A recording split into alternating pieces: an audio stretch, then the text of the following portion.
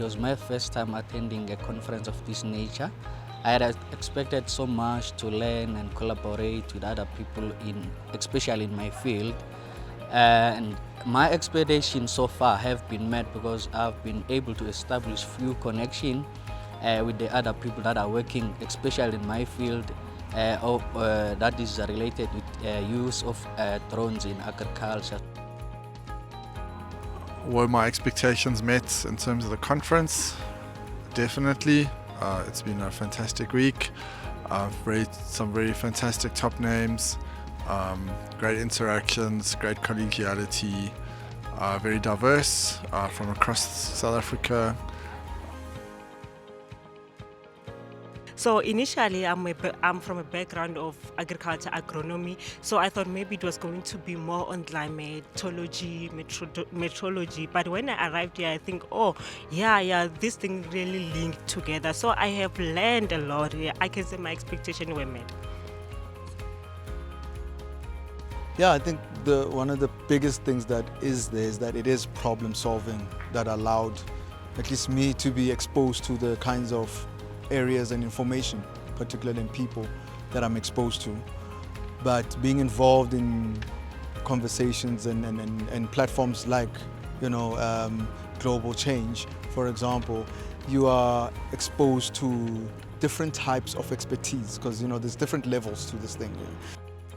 So my role as an international climate change champion has always been that I use international stories, I use multi-sectorial evidence to address problems that are on the ground or even at a policy or at a macro level. I think how we can assist them is by imparting our knowledge to them, going with our solutions that we're finding out, because as I mentioned, these guys are scientists, they're finding real solutions for real problems. Natural disaster predictions, there is technology that is able to predict these things. So people, because they need to be warned so that they can make the preparations. I think the power of being a global citizen can change everything. And I don't think it's only about climate change or environmental degradation. It's really that even in how we exercise our political power, our economic power, if people are more involved, the dynamics tend to change. Because when people aren't involved and are not active citizens, someone else is making the decisions for them. So I think what stands out for me as the biggest impacts for climate change is that we've got a failure to adapt at the right level. We've had communities adapting at a small scale, but when we're making decisions of infrastructure, we're making the same problems. We're making the same decisions. When we know there was a flood 2 days ago in a particular place like in KZN, we go build the very same things that couldn't handle the waters.